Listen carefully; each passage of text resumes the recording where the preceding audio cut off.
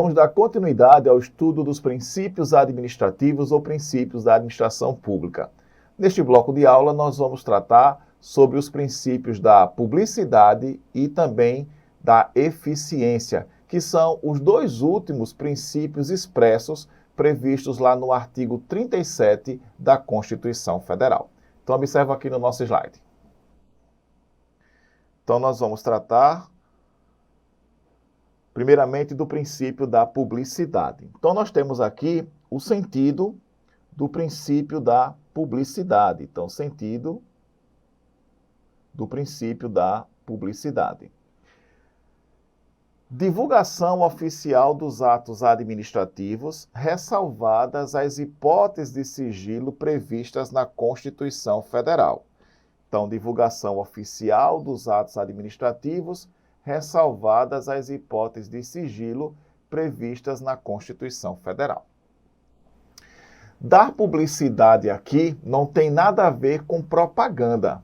Então, o princípio da publicidade, ele é um princípio que orienta a administração pública a promover a divulgação dos atos e contratos administrativos. Dar publicidade é dar conhecimento ao povo. Então, significa dizer que se o povo é quem financia a prestação de serviços públicos, o povo precisa tomar conhecimento com o que está sendo feito com os seus direitos. O povo precisa saber também o que está sendo feito com o próprio dinheiro do povo. Essa é a ideia do princípio da publicidade. A doutrina orienta no sentido de que o princípio da publicidade na administração pública é um princípio que decorre diretamente do princípio da indisponibilidade dos bens e dos interesses públicos, de modo que o administrador público, ele tem a obrigação de dar publicidade aos atos e contratos elaborados pela administração pública, e isso é indisponível, isto é, como regra geral, ele não pode abrir mão. Bom, alguns aspectos relevantes acerca do princípio da publicidade. Então, observe os aspectos mais relevantes acerca do princípio da publicidade. Bom, então nós temos aqui alguns aspectos relevantes do princípio. Então, nós temos, primeiramente, a publicação dos atos e contratos administrativos na imprensa oficial, em jornal de circulação, na internet, na sede do órgão ou da entidade administrativa. Então, publicação dos atos e contratos administrativos na imprensa oficial, em jornal de circulação, na internet, na sede do órgão ou da entidade administrativa. Esse primeiro aspecto relevante do princípio da publicidade é no sentido de que a administração pública deve promover a divulgação de seus atos. Atos e contratos, eu costumo falar assim. Existe a divulgação oficial, que é a publicação do ato administrativo em diário oficial, mas existem outros instrumentos de divulgação dos atos administrativos. A regra geral é a publicação em diário oficial. Então, o decreto de um governador vai ser publicado no Diário Oficial. O teu ato de nomeação vai ser publicado na imprensa oficial. Então, essa é a ideia da publicação oficial. Mas, às vezes, por exigência legal, o ato ele precisa ser publicado também em jornal de circulação ou de grande circulação. Vou te dar dois exemplos. Um exemplo está previsto na Lei de Licitação e Contratos Administrativos. Nas concorrências públicas, que é uma modalidade de licitação, o aviso da licitação, que é o resumo do edital, ele vai precisar ser publicado em jornal de grande circulação e também no Diário Oficial, tá? Então, isso é uma exigência legal. No Estatuto dos Servidores da União, que é a Lei 8.112, lá você vai observar que quando se instaura o processo administrativo disciplinar e o servidor ele é citado para se defender, se o servidor estiver em lugar incerto e não sabido, a citação para o servidor se defender vai ser feita por edital. E por exigência da Lei 8.112, esse edital de citação ele vai precisar ser publicado no Diário Oficial da União e em jornal de circulação do último domicílio que se tem conhecimento que o servidor residiu. Então, é uma exigência legal. A divulgação na internet, nós vamos ter essa exigência legal lá na Lei de Acesso à Informação. Na Lei de Acesso à Informação, ela traz algumas obrigações para a administração pública. E entre essas obrigações está a divulgação de receitas e despesas no portal da transparência, por exemplo, ou então nos sites dos órgãos públicos. Típico exemplo, você acessa o portal da transparência, você vai encontrar o nome, o cargo e a remuneração dos agentes públicos. É uma exigência da Lei de Acesso à Informação. Agora, existem outras formas de divulgação dos atos administrativos. Um outro exemplo ocorre quando não existe imprensa local. Então, em muitos municípios no país, principalmente os municípios do interior, não existe diário oficial local. Então, muitas decisões da prefeitura, muitas decisões da Câmara de Vereadores, elas são publicadas, são divulgadas na sede do órgão, fixando cópia da decisão do ato administrativo na sede do órgão. Um dado bem interessante é que a administração, muitas vezes, não precisa publicar o ato na sua íntegra, não. Às vezes é publicado apenas um extrato daquela decisão. Lá na Lei de Licitação e Contratos, o contrato administrativo celebrado entre a administração pública e o particular, esse contrato administrativo, ele não precisa ser publicado na sua íntegra no Diário Oficial, não. A legislação exige que se publique um extrato desse contrato administrativo, de modo que, muitas vezes, não precisa haver a divulgação do ato na sua íntegra, até porque isso gera também um custo para a administração pública.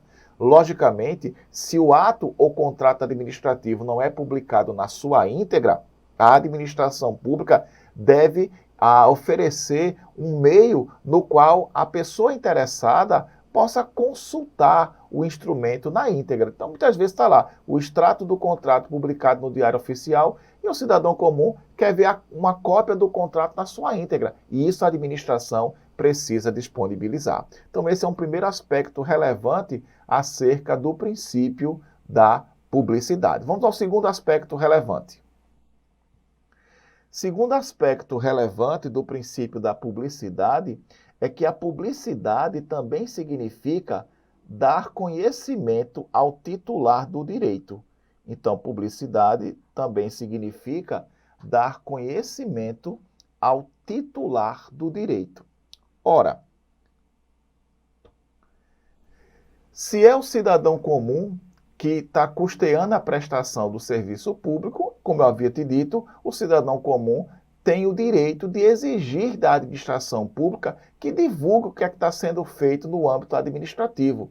Não só divulgue porque é um direito do cidadão comum, mas também uma forma ou um instrumento de controle que o cidadão comum ele precisa ter da administração pública. Sem falar que é também uma forma de se dar uma resposta ao cidadão que pleiteia. Então, neste caso, dar conhecimento ao titular do direito.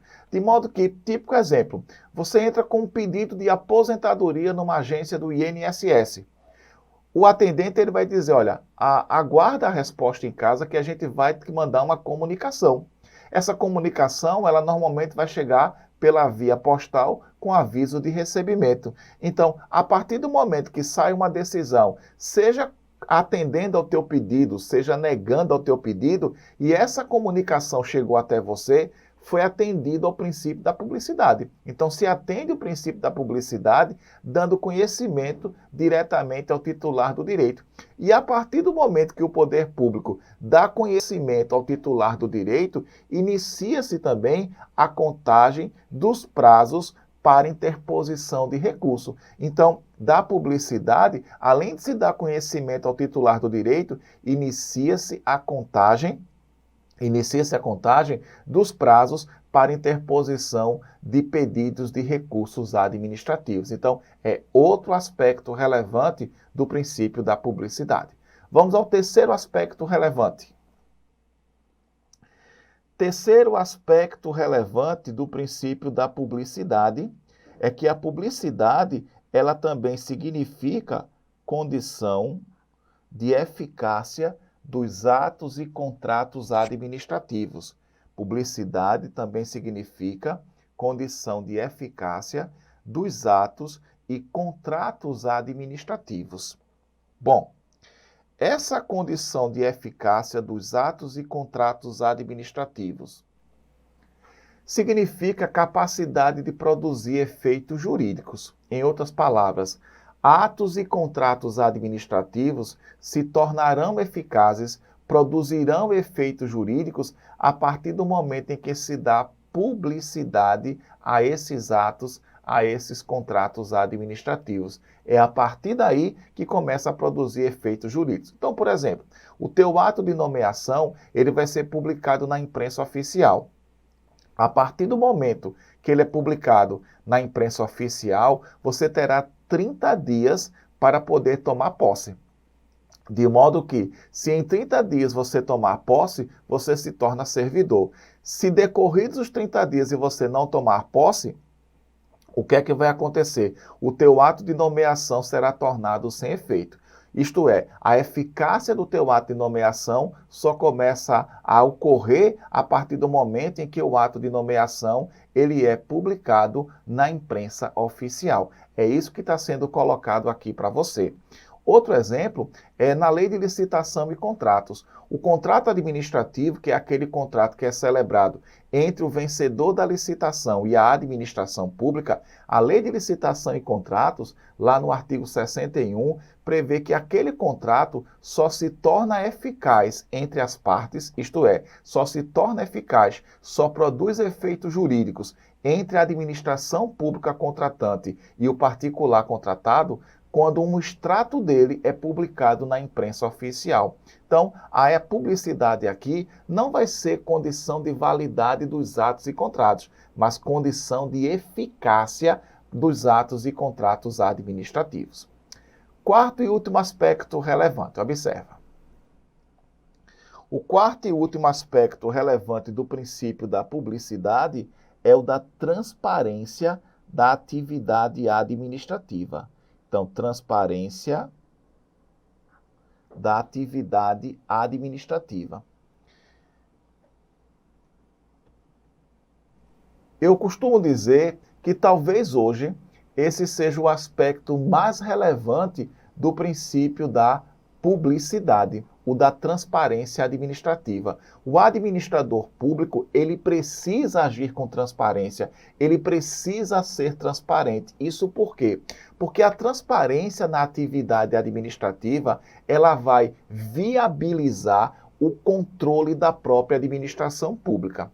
Perceba que normalmente as pessoas, quando querem fazer alguma coisa errada, vão fazer de maneira escondida. Então, se o administrador público é transparente, ele demonstra, de certa forma, idoneidade. Ele demonstra, de certa forma, que ele está disposto a ser fiscalizado. Então, a transparência da atividade administrativa viabiliza o controle da administração. Controle esse que vai ser exercido pelo cidadão comum, controle esse que vai ser exercido pelos órgãos de controle interno, como as corregedorias, como as controladorias, e também pelos órgãos de controle externo, como ocorre com o Tribunal de Contas. Então, esse é um aspecto de suma relevância, o da transparência da atividade administrativa. Agora, observe. Em que pese a regra ser a publicidade dos atos administrativos, você percebeu que, no sentido, eu destaquei ressalvadas as hipóteses de sigilo previstas na Constituição Federal. Isso significa dizer que, em que pese a regra seja a publicidade dos atos e contratos administrativos, essa regra não é absoluta. Então, o princípio da publicidade, assim como os demais princípios da administração pública, ele não tem natureza absoluta. Por quê? Porque existem circunstâncias em que o sigilo será necessário. Agora, quando é que o sigilo vai ser necessário? Vou te citar aqui 2 exemplos. Um exemplo em que o sigilo será necessário seria para respeitar o direito à inviolabilidade da vida privada e da intimidade.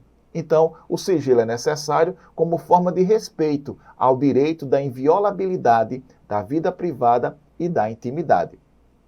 Típico exemplo: se você chegar num órgão público e solicitar o endereço residencial de determinado servidor, o órgão vai te negar essa informação. Por que que o órgão vai te negar essa informação? Porque estaria o órgão fornecendo uma informação da vida privada do servidor, e isso o órgão não pode fazer. A não ser que o próprio servidor autorizasse a divulgação do seu endereço residencial, a não ser que a administração pública recebesse uma determinação judicial nesse sentido. Então, nesse caso, a informação não deve ser divulgada. Uma outra hipótese é que o sigilo precisa também ser garantido, muitas vezes para assegurar ou para garantir a segurança do Estado e da própria sociedade. Tá? Então imagina que uma investigação policial, enquanto não for concluída, a informação sobre a investigação, ela não pode ser divulgada. Então, numa investigação policial, aquela informação, ela não vai poder ser divulgada enquanto a investigação não for concluída, porque pode comprometer o curso da investigação, comprometendo também a segurança de pessoas e do próprio Estado. Então são aspectos relevantes, são formas de demonstrar que em regra publicidade, seja a regra, existem algumas situações na Constituição que garantem o sigilo da informação. Voltemos ao nosso slide. Bom, para a gente finalizar o princípio da publicidade, eu trago para você alguns meios de reclamação do princípio da publicidade. Então, existem formas de utilização desse direito constitucional da publicidade. E aí eu trago aqui 3 dispositivos constitucionais relevantes. O primeiro, direito a receber dos órgãos públicos informações de seu interesse particular ou de interesse coletivo ou geral, previsto aqui no artigo 5º, inciso 33 da Constituição Federal. Então, o artigo 5º garante o direito do cidadão comum de receber dos órgãos públicos informações de seu interesse particular ou de interesse coletivo ou geral. E quando esse direito, ele porventura é negado, um instrumento pode ser utilizado como forma de controle, que é exatamente aqui, quando eu falo dos instrumentos de controle, nós temos aqui o habeas data. Então, a gente pode fazer essa correlação aqui, com o habeas data em relação ao direito de receber informação dos órgãos. Um outro instrumento de reclamação é o direito de petição, o direito de requerer aos poderes públicos em defesa de direitos ou contra a ilegalidade ou abuso de poder.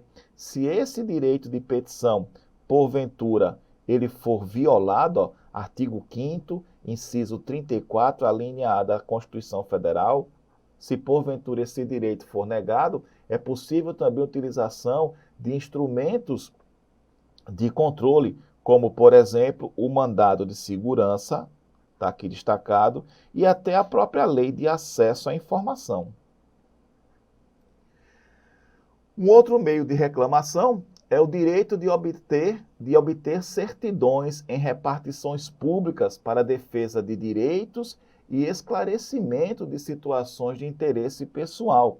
Também é um direito que, caso seja violado pela administração pública, entre outros instrumentos, cabe a interposição do mandado de segurança, já que nós estamos aqui diante de direito líquido e certo.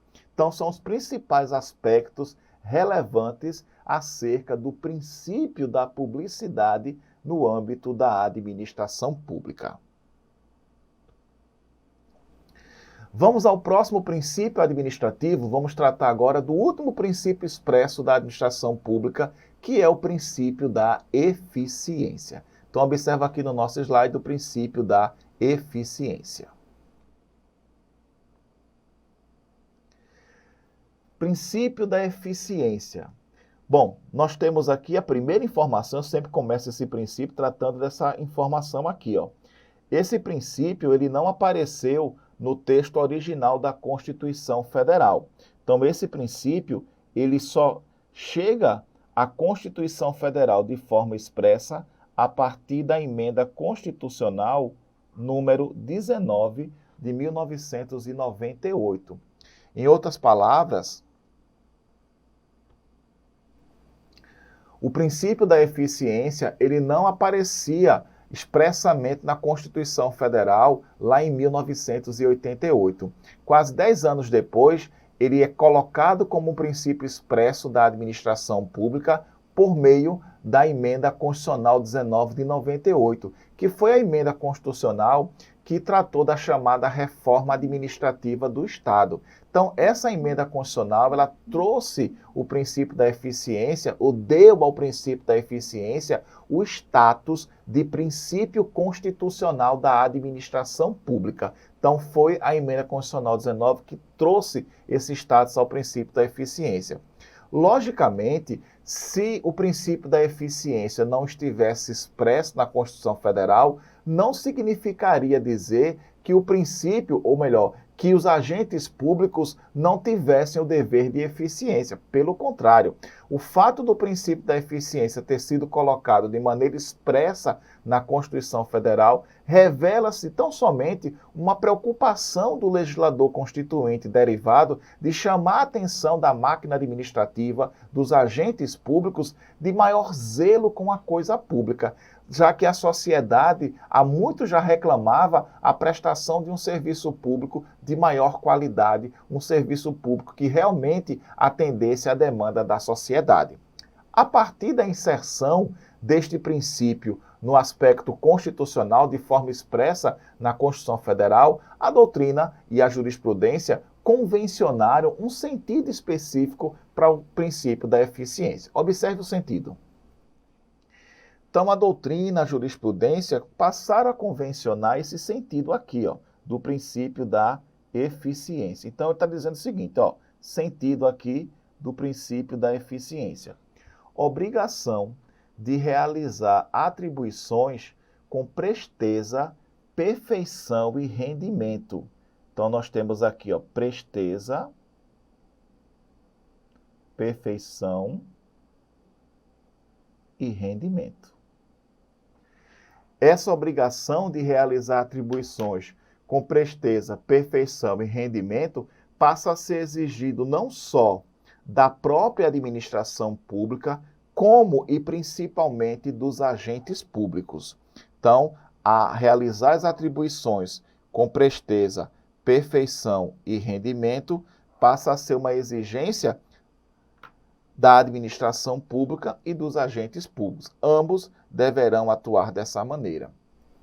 A presteza aqui traz a ideia de celeridade. A atividade administrativa, a prestação de serviços públicos deve ser realizada de forma mais célere, de forma mais rápida, de modo que a sociedade já não aguenta mais a prestação de serviços públicos que são realizados, que são executados de maneira morosa. A doutrina ensina que quando a administração pública presta um serviço de maneira vagarosa, de maneira lenta, morosa, isso pode comprometer a administração pública diante de seus administrados. Então, isso vai acontecer, comprometer a administração pública diante de seus administrados. Ainda hoje, quantas pessoas falecem em corredores de hospitais públicos por falta de atendimento, ou então, quando o atendimento chega, já é tarde demais. Isso causa, muitas vezes, a vida daquelas pessoas e, consequentemente, muitas vezes as pessoas, além de perderem a vida, a sociedade paga por aquela vida.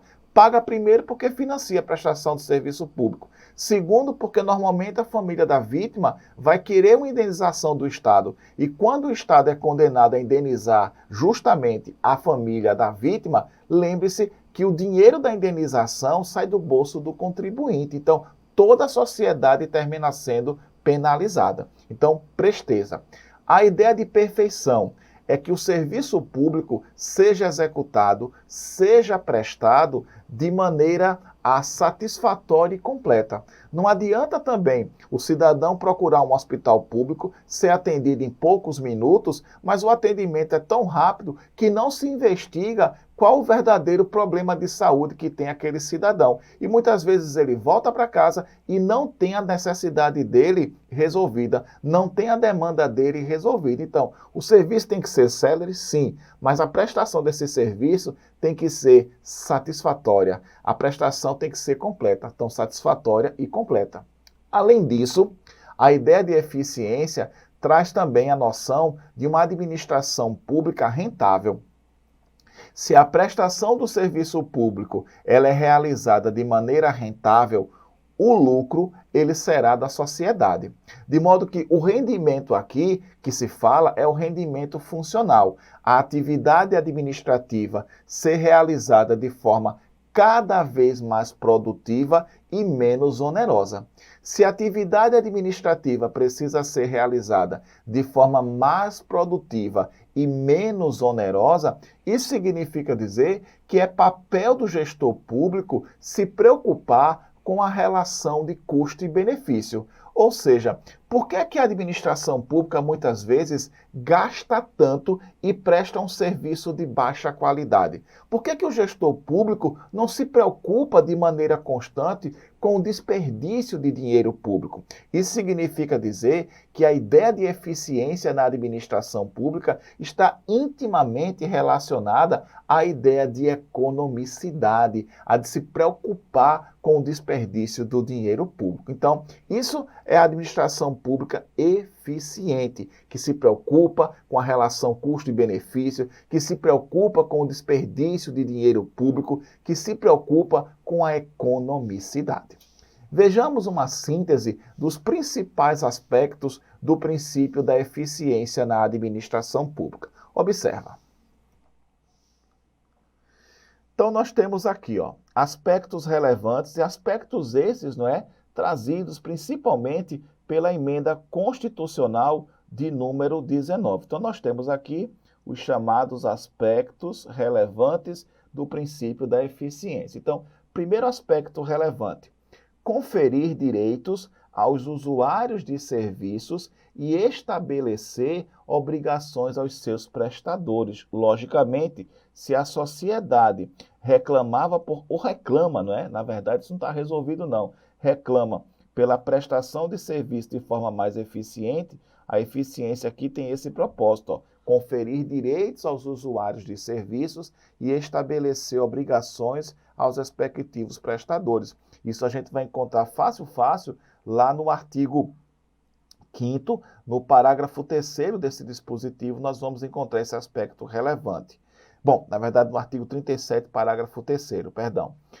Outro ponto relevante é que a busca da produtividade e economicidade, que eu te expliquei quando eu falei da chamada administração pública rentável, ou seja, a preocupação com o desperdício do dinheiro público, já que é a sociedade que custeia, Neste caso, eu lembro a você que quantas obras no nosso país são orçadas num valor X e a conclusão se gasta 5 vezes mais, 10 vezes mais.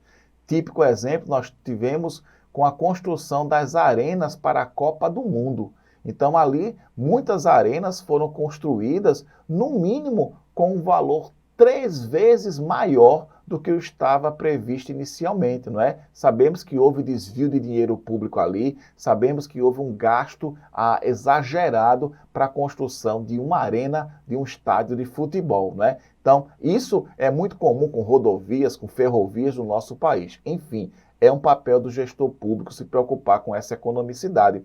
Eu lembro, inclusive, a você que lá no artigo 71 da Constituição Federal, quando traz as competências lá do Tribunal de Contas da União, uma delas, no exercício do controle externo, é apreciar os atos e contratos administrativos, não só quanto à legalidade, legitimidade, mas também quanto ao aspecto da economicidade. Ou seja, ser eficiente também está intimamente ligado à ideia de economicidade e à ideia de legalidade, porque a eficiência aqui, ela só é legítima se for realizada dentro de uma legalidade, dentro de uma legitimidade.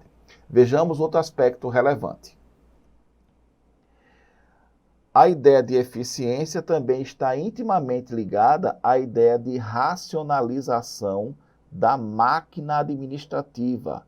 Então, racionalização da máquina administrativa. Típico exemplo de racionalização da máquina administrativa. Nós podemos encontrar um exemplo bem interessante lá no parágrafo 3º do artigo 169 da Constituição Federal. No artigo 3º, no parágrafo 3º, perdão, do artigo 169 da Constituição, parágrafo 3º do artigo 169 da Constituição Federal, nós vamos observar que quando a administração pública está gastando com folha de pessoal, além do que é permitido na Lei de Responsabilidade Fiscal, algumas medidas de racionalização da máquina administrativa precisarão ser adotadas. Uma delas, a primeira, reduzir em pelo menos 20% as despesas com cargos em comissão e funções de confiança. Então, reduzir em pelo menos 20% as despesas de cargo em comissão e funções de confiança. Se essa primeira medida não surtiu o efeito desejado, a segunda medida é a de exonerar os servidores não estáveis sem direito à indenização. Então, exoneram-se os servidores não estáveis sem direito à indenização.